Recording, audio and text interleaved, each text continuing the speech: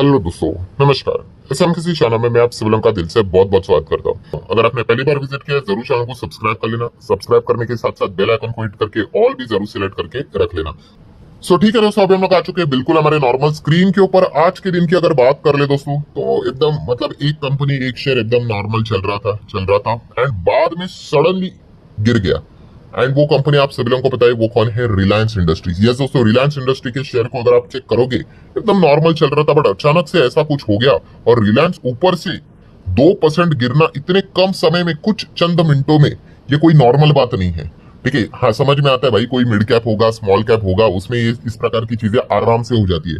भाई रिलायंस में अगर इस प्रकार की गिरावट अगर होती है या फिर तेजी भी आती है सो डेफिनेटली उसके पीछे कोई ना कोई कारण होता है। हाँ कभी कभी कारण भाई पहले ही पता चलता है, कभी कभी नेक्स्ट दिन भी पता चलता है, बट आज के दिन जो हम लोग को रिलायंस इंडस्ट्री में होते हुए देखने को मिल चुका है दोस्तों, वो हम यहाँ पे कह सकते हैं कि उसके पीछे एक कारण हमारे सामने फिलहाल तो आते हुए देखने को यहाँ पे मिल चुका है। और जिस प्रकार से रिलायंस गिरा है, आपको पता है रिलायंस बहुत बड़ा वेटेज भी रखता है इंडिविजुअली भी, निफ्टी 50 में एंड इंडेक्स वाइज भी। तो आप देख सकते हैं निफ्टी में भी जो आपको गिरावट देखने को मिल रही है उसमें आप कह सकते हैं रिलायंस की वजह से ही ये एक प्रेशर हम लोग को क्रिएट होते हुए देखने को यहाँ पे मिला था। सो बट ऑब्वियस आप भी सोचोगे कि वाई ऐसा यहाँ पे क्यों हो गया कि रिलायंस इंडस्ट्री सडनली यहाँ पे गिर गया। तो दोस्तों आप सभी लोगों को यहाँ पे बताना चाहूंगा कि रिलायंस इंडस्ट्री की अगर मैं बात कर लूं, रिलायंस इंडस्ट्री के जो शेयर होल्डर्स है एक बहुत बड़ी होप लेकर चल रहे थे, एक उम्मीद लेकर चल रहे थे। मतलब रिलायंस के शेयर्स इन्होंने यहाँ पे बाय किए थे एक मकसद से। एंड दोस्तों वो मकसद या फिर आज के दिन जो होप है दोस्तों, एक खबर यहाँ पे आ गई और वो होप क्या हो गई दोस्तों, वो होप टूट गई, ब्रेक हो गई। कौन सी वो खबर है दोस्तों? तो सबसे पहले तो मैं डिस्क्लेमर देना चाहूंगा, जो खबर मैं आपके सामने यहाँ पे रख रहा हूँ भाई वो रिपोर्ट के जरिए है, इस पॉइंट को आप नोट करके यहाँ पे चल लेना। तो दोस्तों वो खबर है आईपीओ को लेकर। यस, अभी रिलायंस की बात हो रही है, आईपीओ की बात हो रही है, तो यस कुछ लोगों को तो समझ में आया होगा। तो दोस्तों आप सभी लोगों को याद है कि रिलायंस ने 2 आईपीओ वो लाएंगे, इससे रिलेटेड अनाउंसमेंट उन्होंने खुद एजीएम में की थी। कौन सी? एक रिलायंस जियो का आईपीओ लेकर आएंगे, डिजिटल जो उनका बिजनेस है, ठीक है, वही फोन का रिचार्ज जो लोग यहाँ पे करते हैं उसका आईपीओ आएगा। एंड उसके बाद जैसे रिलायंस जियो का आईपीओ आएगा तो रिलायंस रिटेल का भी वो आईपीओ मार्केट में लेकर आएंगे। इससे रिलेटेड उन्होंने स्टेटमेंट एनुअल जनरल मीटिंग में एजीएम में यहाँ पे किया था। एंड उन्होंने ये भी कहा था कि 2025 तक ये आईपीओ आते हुए देखने को यहाँ पे मिल जाएंगे।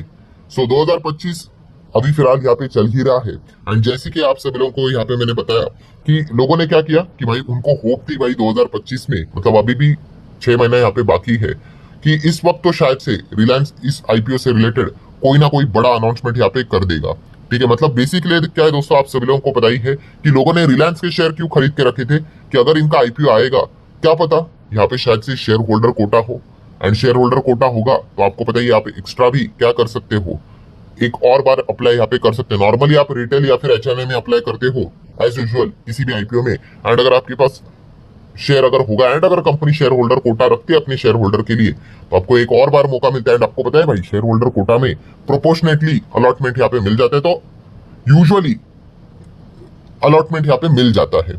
ठीक है, तो इसी होप के चलते, उम्मीद के चलते लोगों ने शेयर्स खरीद के यहाँ पे रखे हुए थे। और जैसे अभी यहाँ पे मैं आपको बताना चाहूंगा दोस्तों, खबर रिपोर्ट के जरिए हम लोग हमारे सामने आते हुए देखने को मिल रही है कि वो होप ब्रेक हो रही है बिकॉज रिलायंस जियो अपने आईपीओ का प्लान डिले कर रहा है। यस दोस्तों, फिलहाल बताया जा रहा है 2025 में listing not on the card. Yes दोस्तों, रिलायंस की ओर से यहाँ पे खबरें हम लोग को देखने को मिल रही है, Reliance Jio delay the IPO plan to focus on growth and the valuation according to the reports. ठीक है, तो हर किसी को लगा था, मुझे भी लगा था कि शायद से इनका आईपीओ भाई आ ही जाएगा, 6 महीना ही यहाँ पे बाकी है। बट नहीं दोस्तों, उन्होंने बोला है कि भाई वो ग्रोथ और वैल्यूएशन के ऊपर फोकस कर रहे हैं, हम हमारा आईपीओ का प्लान यहाँ पे डिले कर रहे हैं। और जैसे ही खबर आ गई रिलायंस का शेयर 2% गिरते हुए देखने को यहाँ पे मिला एकदम अचानक से।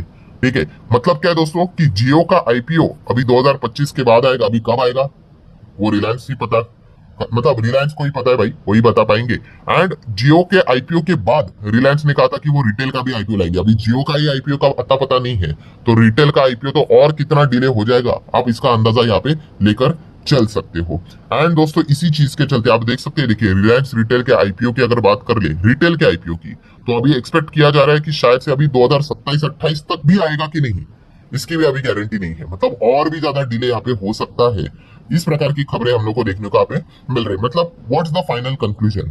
तो कंक्लूजन इज वेरी सिंपल कि जो शेयर होल्डर कोटा वाले जो थे, शेयर होल्डर कोटा मतलब क्या, कि जिन्होंने रिलायंस का शेयर खरीदा था, रिलायंस इंडस्ट्री का शेयर, कि शायद से आईपीओ का अनाउंसमेंट होगा, शायद से शेयर होल्डर कोटा का अनाउंसमेंट यहाँ पे होगा, वो नाराज यहाँ पे हो गए, वो डिसअपॉइंट यहाँ पे हो गए कि धत तेरी की, कि यहाँ पे भाई इस साल तो भाई आईपीओ शायद से यहाँ पे नहीं आएगा, ठीक है, अगले साल का तो यहाँ पे पता नहीं है। तो स्पेसिफिकली जिन्होंने रिलायंस का शेयर यहाँ पे खरीदा था, उन्होंने क्या कर दिया, रिलायंस का शेयर यहाँ पे बेच दिया। एंड इसी चीज के चलते रिलायंस के शेयर में हम लोग को गिरावट होते हुए देखने को यहाँ पे मिली है। सो दोस्तों, अभी काफी सारे लोग ये भी एक सवाल पूछेंगे, दिमाग में तो आ ही गया होगा कि ये तो धोखा हो गया शेयर होल्डर के साथ। तो दोस्तों, मैं आप लोगों को यहाँ पे बताना चाहूंगा, कोई भी धोखा यहाँ पे नहीं हुआ है, ठीक है। इस प्रकार से चीजें, जैसे मैंने आप लोगों को यहाँ पे बताया था कि भाई बोनस हो, बायबैक हो, स्प्लिट हो, डिविडेंड हो, मर्जर हो, डी मर्जर हो, या फिर हम आईपीओ लाएंगे, ठीक है, इस प्रकार की चीजें कंपनी प्लान करती है, ठीक है। बट आप ये नहीं कह सकते कि अरे देखो कंपनी ने ये बात बोली थी, अभी कंपनी नहीं दे रही है, मुकर रही है, या फिर प्लान पोस्टपोन कर रही है, या फिर कैंसिल कर रही है, तो आप कोई कानूनी प्रक्रिया यहाँ पे नहीं कर सकते, ठीक है। तो यही चीज हम लोग को देखने को मेरे तो कोई धोखा भी का यहाँ पे है नहीं। हाँ ठीक है, उन्होंने इसके पहले यहाँ पे कहा था कि अगले 5 साल में यहाँ पे वो ट्राई करेंगे, बीच में कोविड की एंट्री यहाँ पे हो गई तो थोड़ा सा प्लान यहाँ पे एक्सटेंड हो गया। बट ये कहना कि भाई धोखा यहाँ पे मिला है, चीटिंग यहाँ पे हुई है, तो ऐसी कोई भी बात यहाँ पे होती नहीं दोस्तों। बिजनेस में बहुत सारी चीजें हम लोग को ऊपर नीचे होते हुए देखने को यहाँ पे मिल जाती है। सो यहाँ पे इसको धोखा कहना, ये बात तो बिल्कुल भी सही यहाँ पे नहीं रहेगी। अच्छा, काफी सारे लोग ये भी सोच सकते हैं कि अभी लेटर मतलब कि डिले क्यों किया, क्यों बाद में क्यों लेकर आ रहे हैं। तो फिर अभी तो आप सभी लोग को पता ही है, उनका जो एफएमसीजी का जो बिजनेस है उसको लेकर स्पिन ऑफ की खबरें हम लोग को देखने को मिली थी। आप सभी लोग को पता ही, उनका एफएमसीजी का बिजनेस जो रिलायंस रिटेल से है, वहां से हटाकर वो जो नया आरसीपीएल मतलब रिलायंस रिटेल वेंचर्स लिमिटेड, वहां पे हम कह सकते हैं चीजें जाते हुए देखने को आप मिल सकते हैं, वहां पे ट्रांसफर होते हुए देखने को मिल सकती है। ऐसी खबरें हम लोग को देखने को आप मिली थी। एंड आपको पता ही है, इसमें मल्टीपल एफएमसीजी से रिलेटेड ब्रांड्स देखने को मिल रहे। इसका वैल्यूएशन लगभग कुछ तो 11 से 12 हजार करोड़ के आसपास देखने को आप मिल रहा था। इसी के अंदर कैंपा कोला भी हम लोग को देखने को आप मिल जाता है। ये खबर ऑलरेडी हम लोग को देखने को आप मिली थी। और ऐसा वो क्यों कर रहे हैं, तो आप सभी लोगों को पता है, जिनको खास करके एफएमसीजी सेक्टर में रुचि है, सो ऐसे इन्वेस्टर क्या कर सकते हैं, वहां पे निवेश कर सकते हैं। मतलब फंड रेजिंग के लिए भी चीजें यहाँ पे इजी यहाँ पे हो जाएगी। तो इस प्रकार से वो एक स्ट्रेटेजिक मूव चलते हुए देखने को मिल रहे हैं। एंड शायद से अभी इस मूव को मतलब थोड़ा टाइम यहाँ पे लग सकता है। एंड टाइम यहाँ पे लगेगा तो ऑब्वियसली रिलायंस रिटेल का प्रॉपर वैल्यूएशन, प्रॉपर ग्रोथ सामने लाने के लिए थोड़ा सा यहाँ पे टाइम यहाँ पे लग सकता है। एंड आप सभी लोगों को पता है दोस्तों, कोई भी आईपीओ लाने से पहले क्या करता है, एक बहुत बड़ा वैल्यूएशन यहाँ पे उनको चाहिए होता है, ठीक है। तो ये सारी चीजें थोड़ी सी हम लोग को डिले होते हुए देखने को यहाँ पे मिल रही है इस स्पिन ऑफ के चलते। यही एक कारण यहाँ पे बोला जा रहा है। सो अल्टीमेटली आप समरी में यहाँ पे क्या कह सकते हैं दोस्तों, कि जो बातें यहाँ पे बोली जा रही थी कि 2025 तक रिलायंस का एटलीस्ट जियो का तो आईपीओ यहाँ पे आ जाएगा, तो चलिए वो बातें ही रहेंगे रिपोर्ट के जरिए। अगेन कह रहा हूँ, अच्छा कोई यहाँ पे कह सकता है कि सर आप रिपोर्ट के जरिए बोल रहे, मान के चलो कि यहाँ पे ये रिपोर्ट फेल हो जाता है, या फिर रिलायंस अनाउंस कर देता है नहीं हम आईपीओ ला रहे करके, ऑब्वियसली तो फिर पोपट हो जाएगा भाई जिन्होंने आज के दिन यहाँ पे बेचा है, ठीक है। तो इसलिए मैंने डिस्क्लेमर तो दिया है दोस्तों कि रिपोर्ट के जरिए हम लोग को खबरें देखने को यहाँ पे मिल रही है, क्योंकि मार्केट में इसी प्रकार की चीजें हम लोग को देखने को यहाँ पे मिलती रहती है। सो अल्टीमेटली फाइनल कंक्लूजन हम लोग को क्या देखने को मिल रहा है दोस्तों, कि आज के दिन जो खबर यहाँ पे आ गई कि 2025 में यहाँ पे अभी जो आईपीओ की जो उम्मीद लेकर चल रहे हो रिलायंस जियो का, वो शायद से यहाँ पे नहीं आएगा, ठीक है।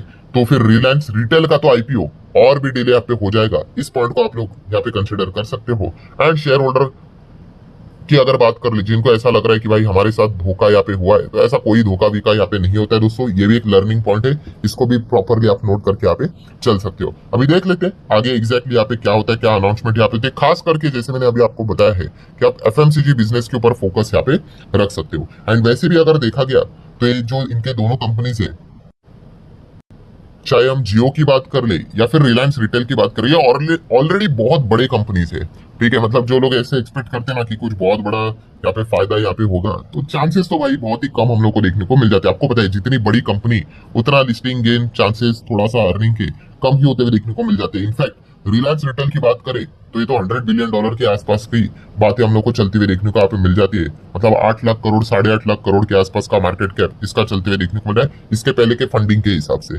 सो इतने बड़ी हम लोग को कंपनियां देखने को यहाँ पे मिल जाती है। ठीक है, जो भी पॉइंट्स थे वो मैंने आप लोगों के सामने यहाँ पे रख दिया, आपको समझ में आया होगा। जो लोग पहले भी वीडियो के कमेंट सेक्शन में पूछ रहे थे रिलायंस को क्या हो गया, अचानक से क्यों गिरा, तो इसके पीछे का मेजरली कारण यही हम लोग को देखने को यहाँ पे मिल रहा है। अभी इसको लेकर अगर कोई और खबर निकल कर आती है आज के दिन में, तो वो भी मैं आप लोगों को अपडेट यहाँ पे करवा दूंगा। फिलहाल इस वीडियो को यहीं पे रोकना चाहूंगा। पसंद आया होगा चाहो तो लाइक एंड शेयर कर सकते हो। मिलते हैं नेक्स्ट वीडियो में, तब तक के लिए बाय बाय।